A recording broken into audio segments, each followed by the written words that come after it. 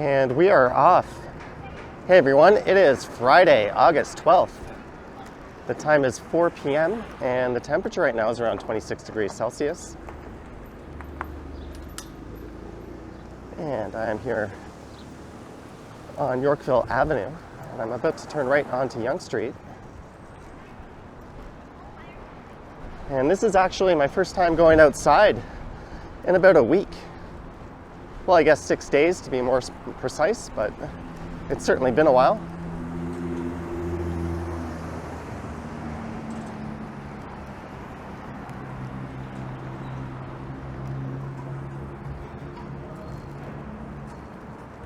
And I'm now traveling south on Yonge Street.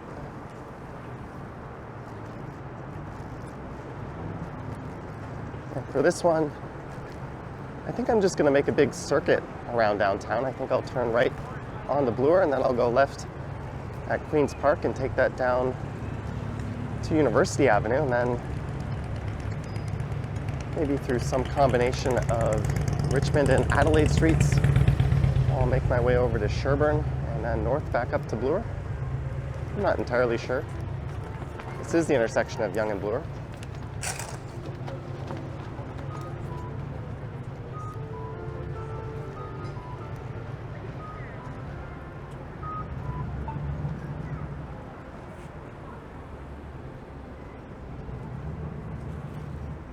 And I apologize if my voice sounds a little bit hoarse.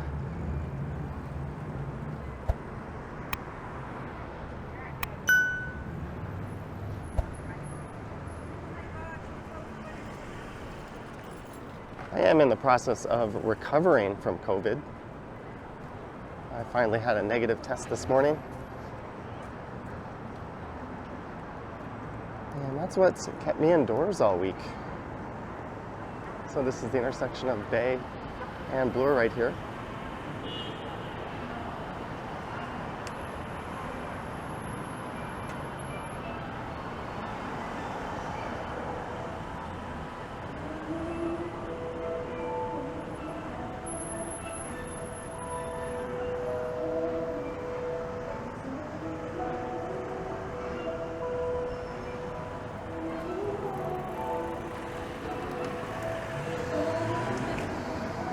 And I'll be sticking to bike lanes for the most part.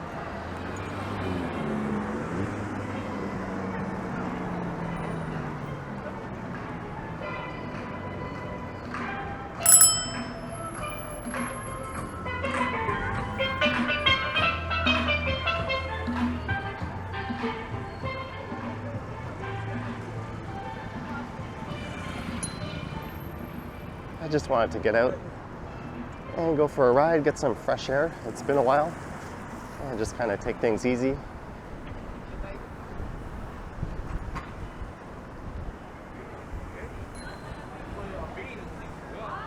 I was hoping to get out last weekend and do some videos around the city and have some fresher comparisons between what it's like to ride around Toronto versus Amsterdam. But things didn't go as planned. I didn't feel that great when I arrived back in Toronto on Saturday. And that continued through to Sunday, and I wasn't quite sure if it was just jet lag or tiredness. And on Sunday I tested negative, although I did have a bit of a fever. But sure enough, I was positive shortly after that.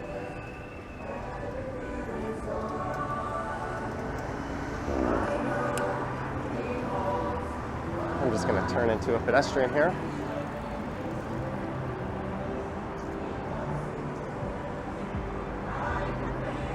There's the Royal Ontario Museum. So I'm going to go left here at Queen's Park.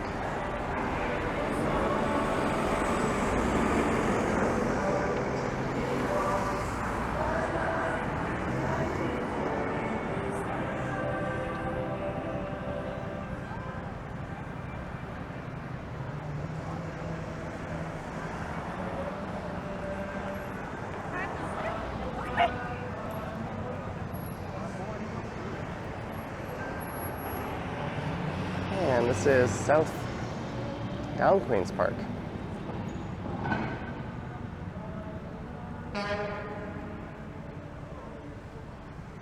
So according to the province, you're supposed to isolate for a minimum of 5 days from the onset of your symptoms.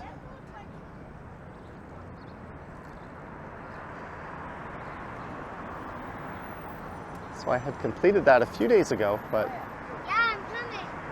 one of my neighbors dropped off a few packs of tests, so I've been testing pretty much every day. I'm watching that test line get fainter and fainter. So I thought there's really no need to rush going out. I might as well wait until I'm negative. And here we are, finally.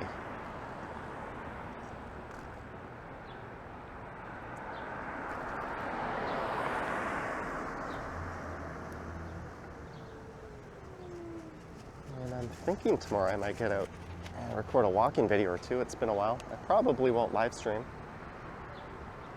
I'm still kind of avoiding direct contact with other people. And I think the reason my voice sounds so hoarse is although my symptoms were pretty mild, I would say on Tuesday I had rather excruciating throat pain. It felt like there was a shard of glass that was being jabbed into my throat. Just simply breathing hurt, certainly swallowing hurt. And the odd time I had to cough, it was extremely painful. So I think my throat is rather destroyed. It gradually got better, and now there's no pain in my throat. I'm just talking kind of funny.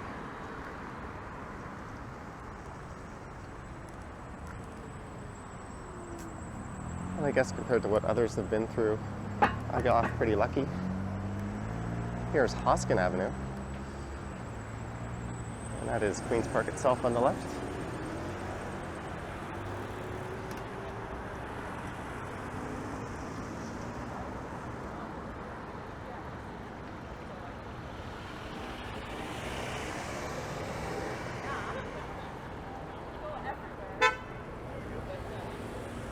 Although the other thing that's hit pretty hard, I guess, is the fatigue.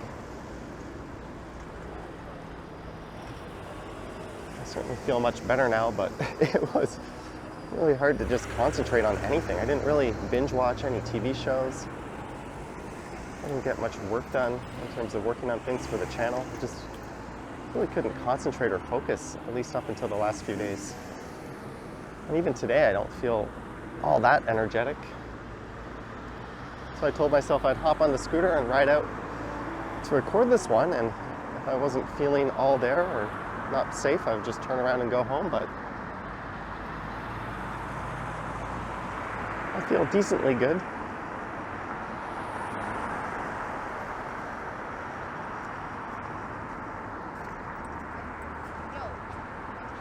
There is a plan to turn this part of Queen's Park and University Avenue to the south of here into a giant park. And that would see half of the lanes of traffic closed off and the other half turned into a park. And this side here on the west would not exist under that plan. This would all be parkland.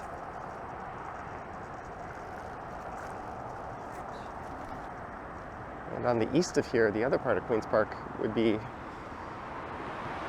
2 lanes of traffic, one in each direction.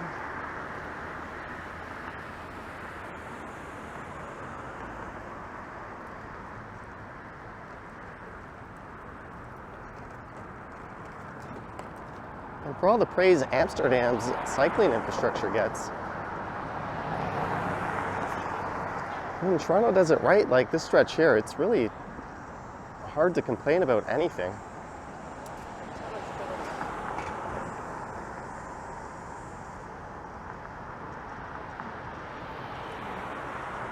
Although we don't have nearly the amount of cycling infrastructure they do. And most of ours is half-assed. I think the curbs here provide adequate separation.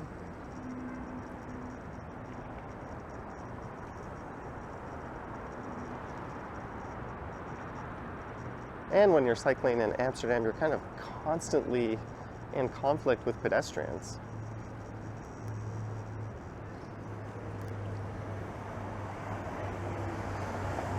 Although I'm guessing if we had that kind of critical mass of people on the streets, it would be a similar story here. Just very, very different cities. So south of College here, Queen's Park turns into University Avenue.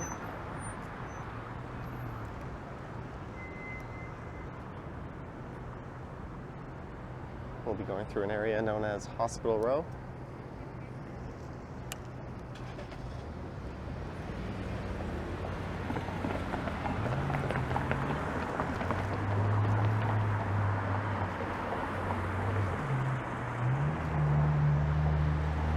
And it certainly became clear that Toronto is definitely a car-centric city relative to Amsterdam, which is definitely a lot more focused on the cycling and pedestrian experience. Another city that's known as a cycling mecca is Copenhagen. I haven't had a chance to visit there yet, but I'd certainly like to after my experience last week in the Netherlands.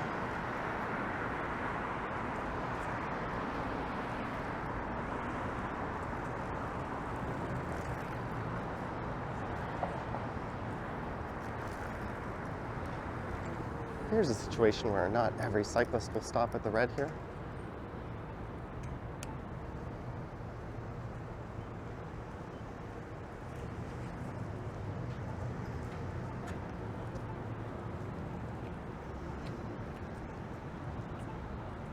This is Gerrard Street West.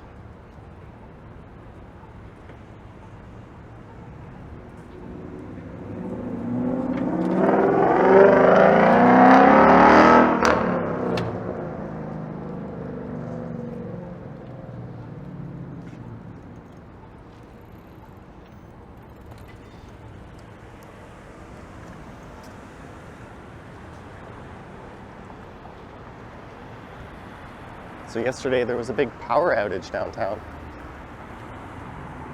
and I was kind of tempted to run out and record that. Apparently a crane on a barge in the Portlands hit a power line that led to a large power outage, and I have a friend who lives around Parliament Street and King, and they didn't get their power back till 8 p.m. Apparently some of the displays at Dundas Square were out.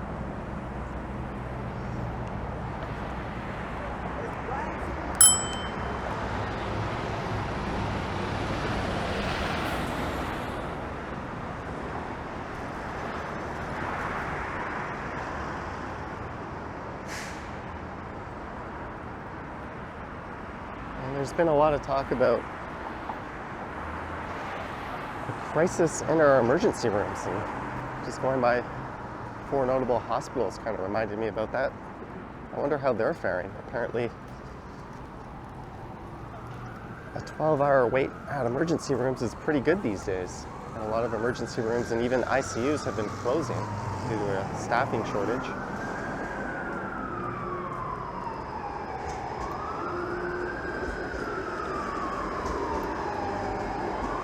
This is Dundas Street West.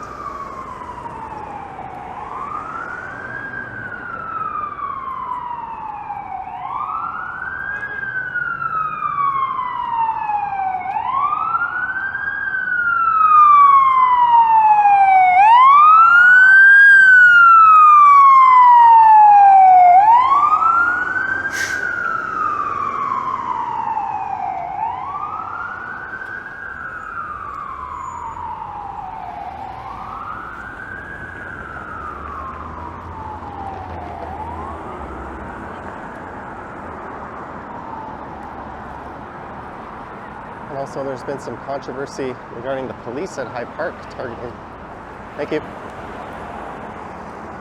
targeting cyclists.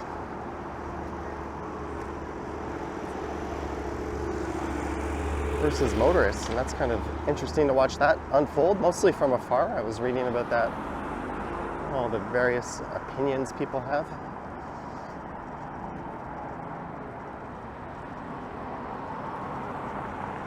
It's interesting to note that since 2008, there hasn't been a single serious injury or fatality resulting from a cyclist at High Park. Although I certainly am not a fan of those cyclists that blow through stop signs without even slowing down, or who go well in excess of the speed limit. I think those tickets are deserved. But given what we see in the roads, I'm getting passed all over the place here. But given what we see in the roads, it's just amazing that there's such a lack of motor vehicle traffic enforcement. That's where all the real damage gets done.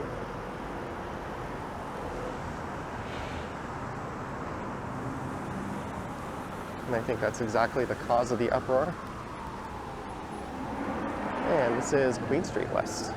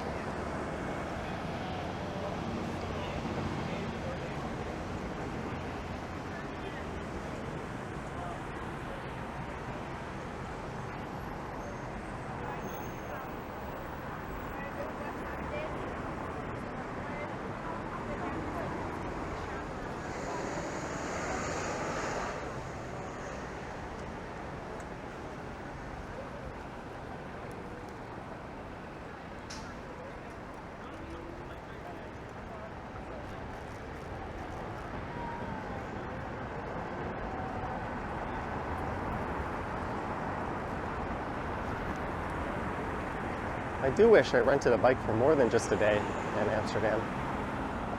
It was still a very worthwhile experience. I've already got a video of that up on the channel. And I managed to get a live stream in as well.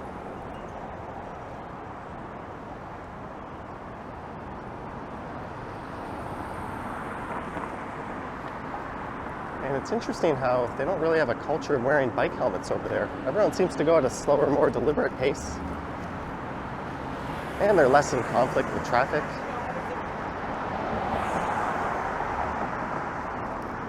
All right, this is Adelaide. So let's go left here. It's a one-way street with the bike lane.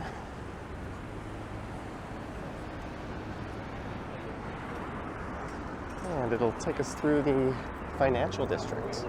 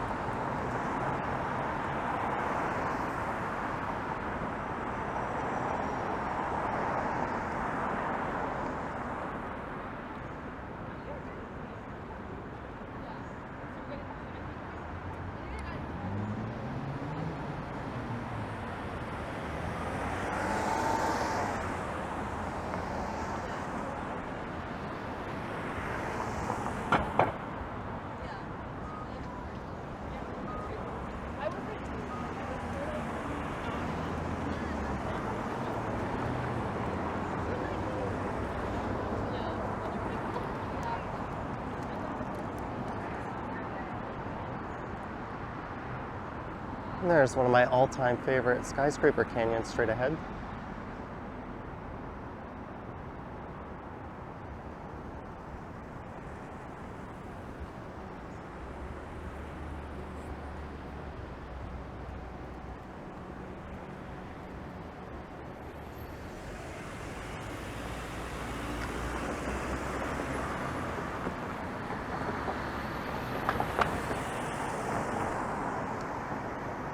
One thing I didn't see a lot of in Amsterdam were these e-scooters. I thought maybe they weren't legal there, but someone pointed out in the chat, I think at one of my premieres, and in hindsight, it's a very good point that a lot of their streets and bike lanes are kind of cobblestone. And if you didn't have a really good suspension on your e-scooter, it's not going to be a very smooth ride.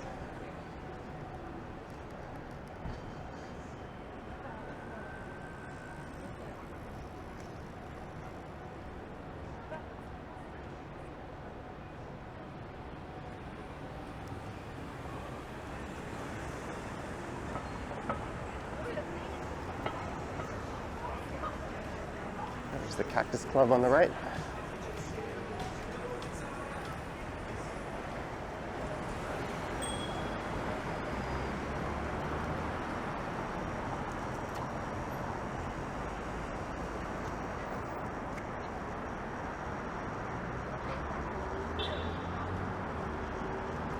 So far, the cycling etiquette of my fellow Torontonians is on point on this ride.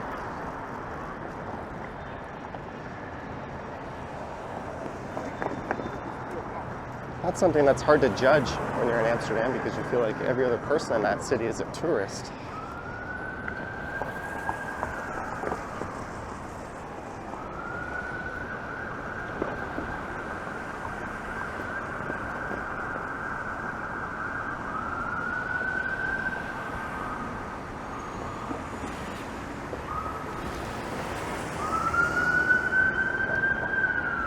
This is Young Street.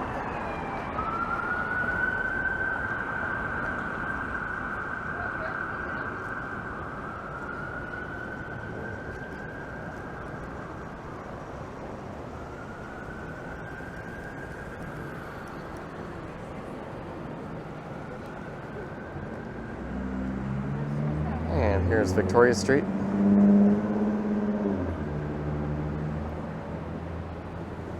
Just north of here is one of those super busy emergency rooms at St. Mike's.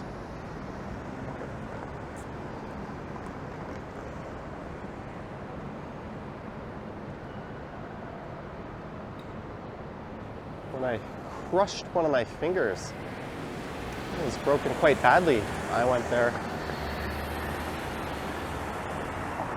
This was about 4 years ago. My wait time was under an hour.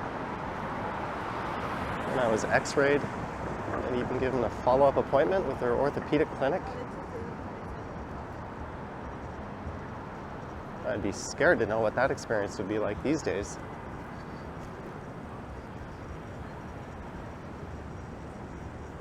And we're on the east side of downtown.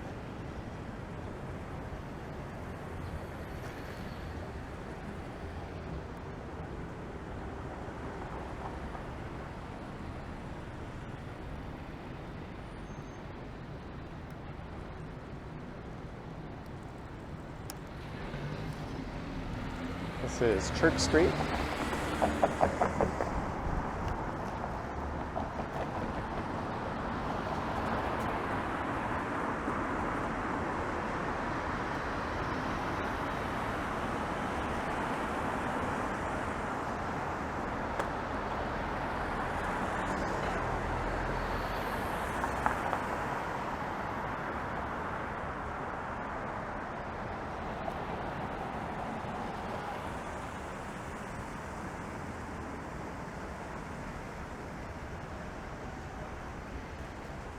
And this is Jarvis.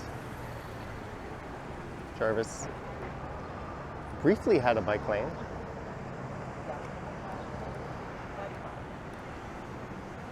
But thanks to Rob Ford, it was removed, but fortunately one went in place just to the east of here on Sherbourne Street. I think I'll be riding on that one a bit later.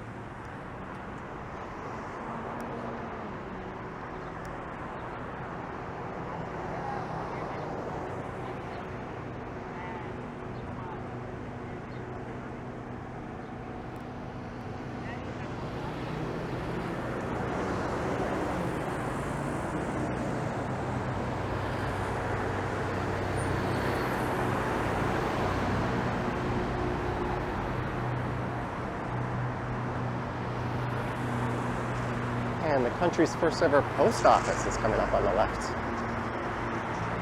which still functions as one to this day. I went through there during a doors open walk.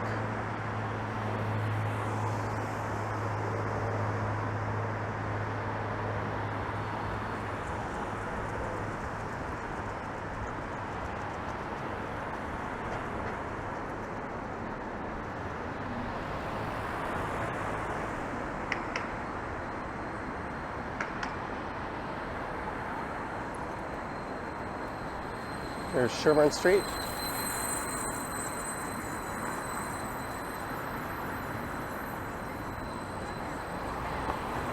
And for some reason I Didn't turn left there.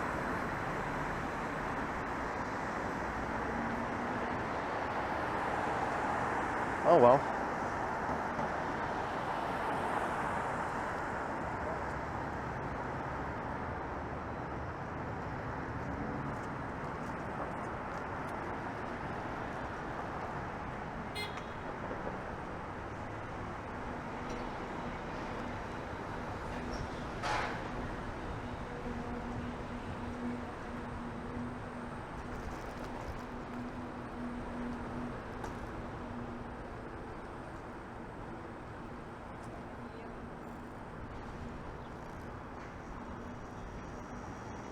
All right, let's go up Berkeley.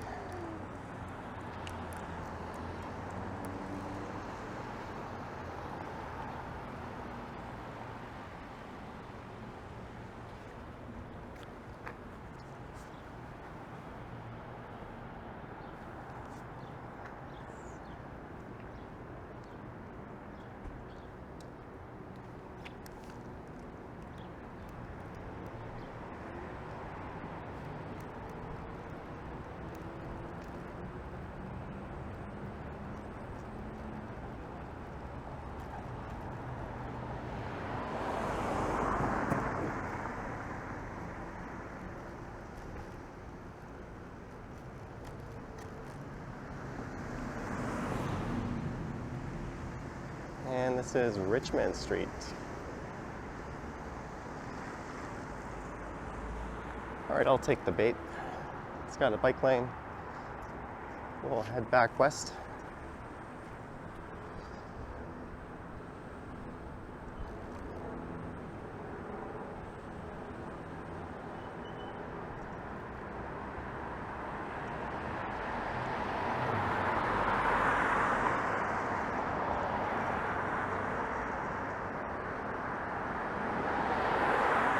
So I think what I'll do is I'll turn right at Sherburne, and we'll take that back up to Bloor.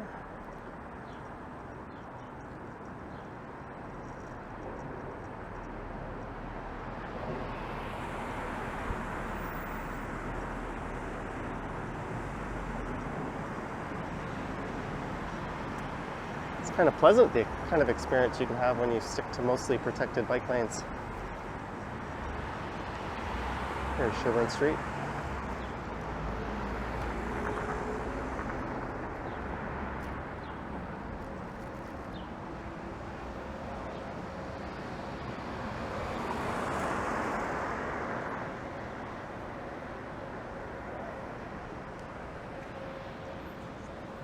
And we are passing through the Moss Park neighborhood.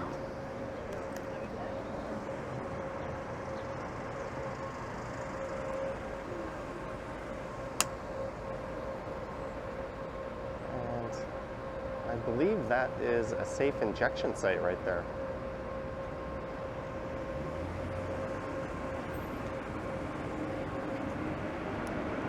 And flash forward about 12 years or so, and there'll be a subway station on that corner up there. There's the Moss Park discount store.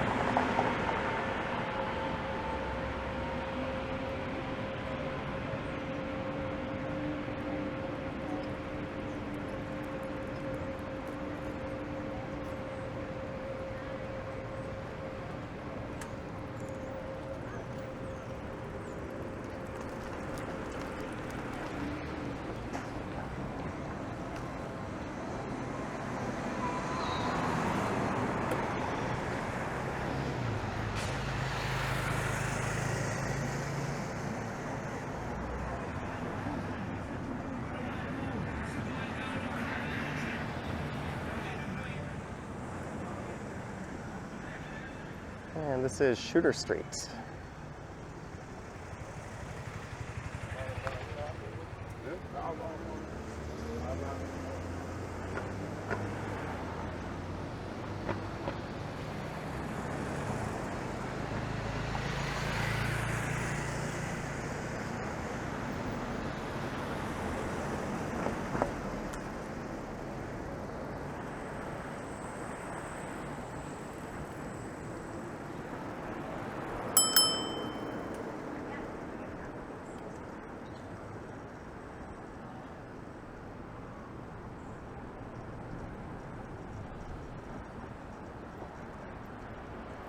That's one complaint about a lot of our bike lanes, is that they are not wide enough.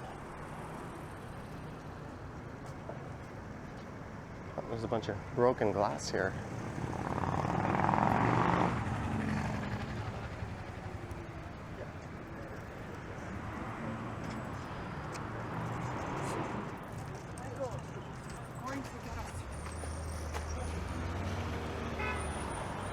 This is Dundas.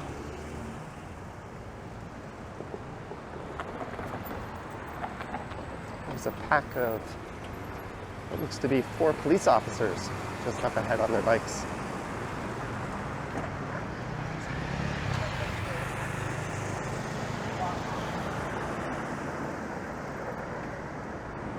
They're not exactly setting any land speed records.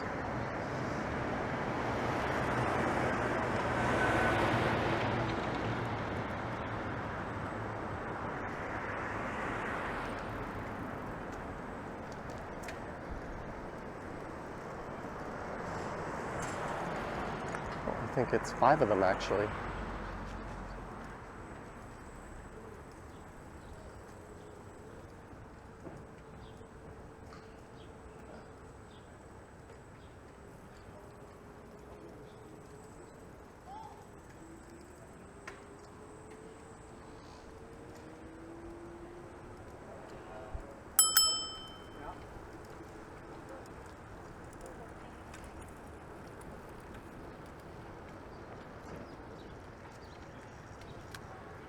I think they're going to be turning left here at Gerrard, it looks like.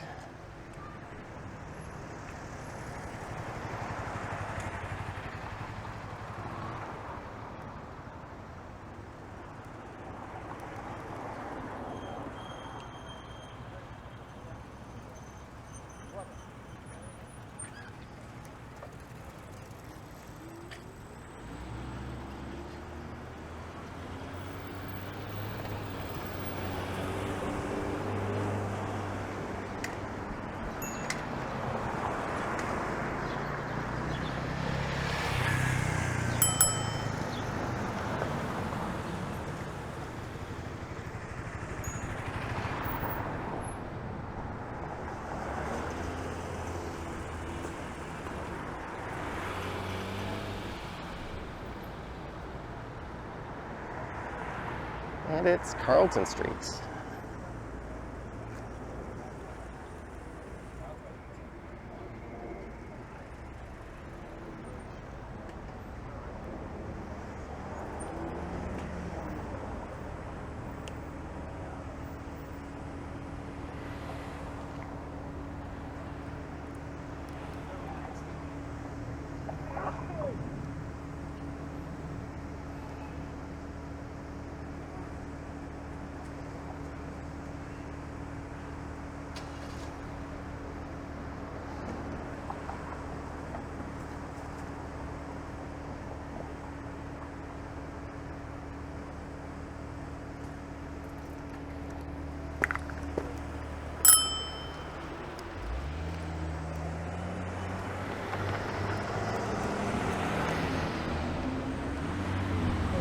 Guy in front of me is driving distracted. He's cradling his phone between his head and his shoulder while riding a scooter, which is not as easy to balance on as a bike.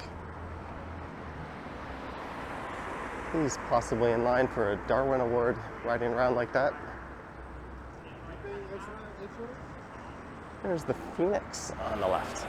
We've got fond memories of going to a number of big shows there over the years. Where the Smashing Pumpkins played an acoustic show at the start of their Melancholy tour.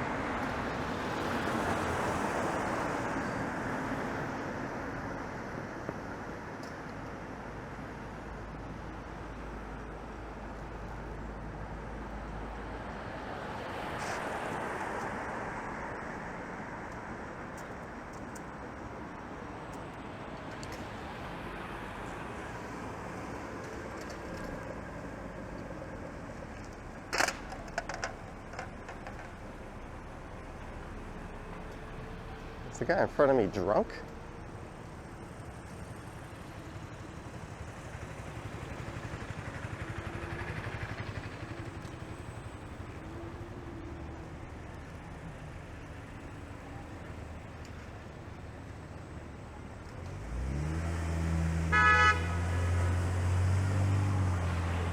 Here's an idea. Put your phone down.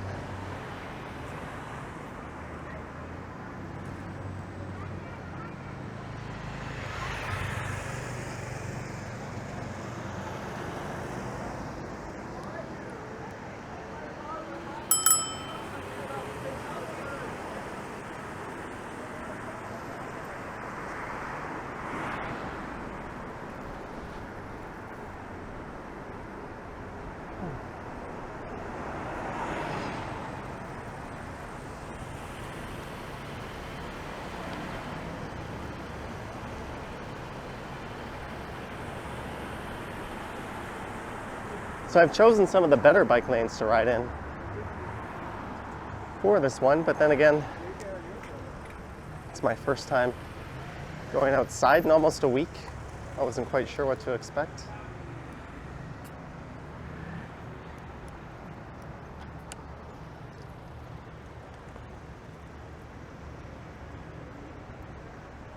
I would say I'm awake and alert. I'd be lying if I said I was 110%.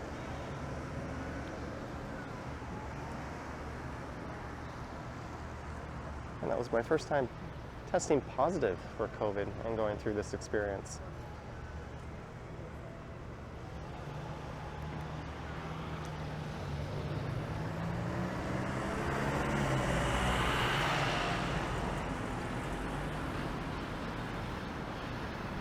I have a friend who recovered about 2 weeks ago. He still says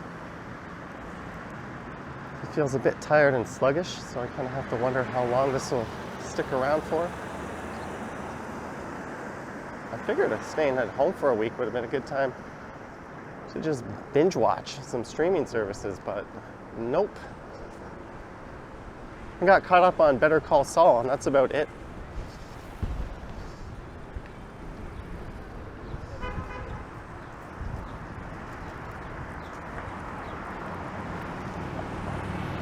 All right, here's Bloor Street East.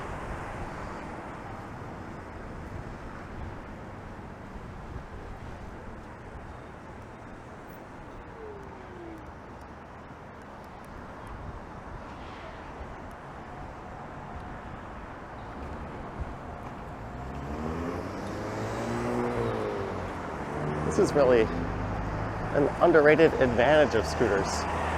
You can just kind of hop off and walk. A lot less effort than it takes on a bike.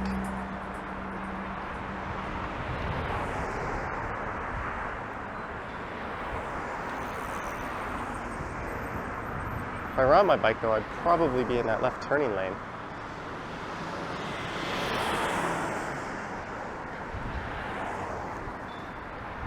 In fact, I don't know why I didn't get in that on the scooter, but either way. There's more than one way to skin a cat sometimes.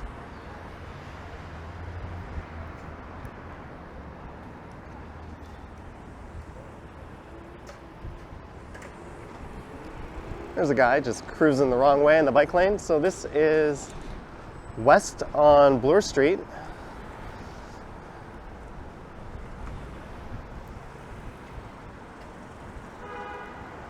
And we got a truck. Not quite in the bike lane.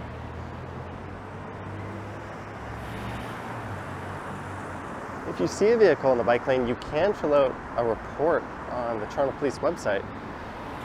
That's a pretty long and tedious process. I don't think anything will ever come of it.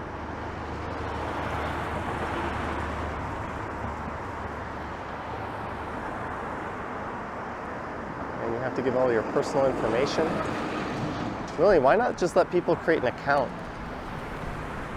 And then to lodge a complaint, just upload a picture and timestamp it.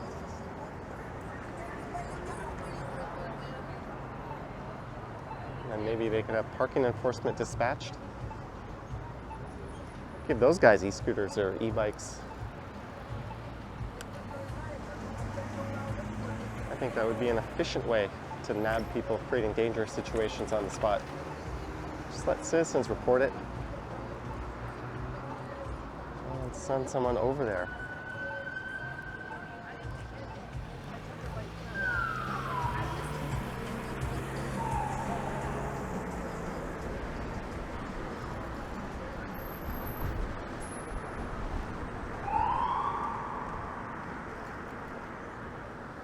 The emergency vehicles certainly sound different here.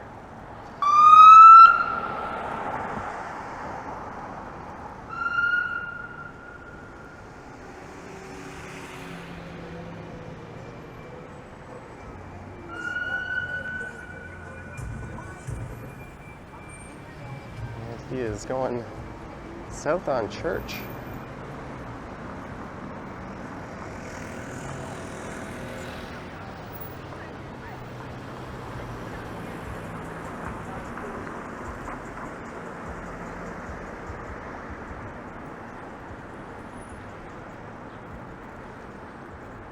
I am almost back to where I started, so it's kind of been a circuit around downtown. I just wanted to get out and make a video. It had been a while. I didn't intend to have videos from Amsterdam going live every day. I wanted to get some new content and mix it up. And I guess when you're unwell with a contagious virus, that'll throw a wrench into those plans.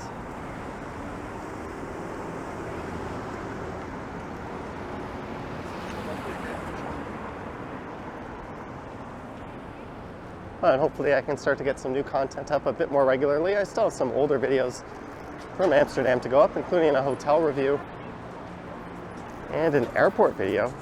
My airport video through Toronto Pearson flying out has proven to be rather successful so far.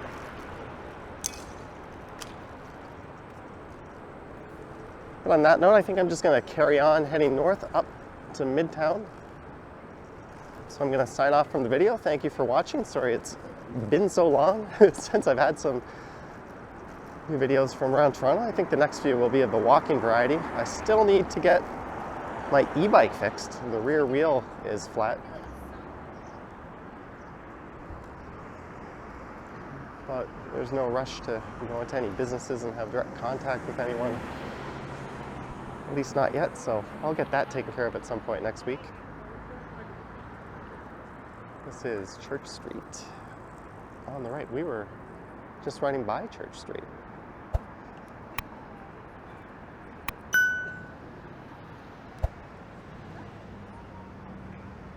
So again, thank you for watching. There are links to my Patreon and YouTube channel membership in the description. I have an Instagram account at Johnny Strides, and there you'll find a lot of pictures from my adventures in Amsterdam. I still have some more to post. I've just been lazy the last few days. And there's now a super thanks button appearing below the videos if you wish to say thanks that way. Anywho, thank you for watching, and I will catch you on the next one.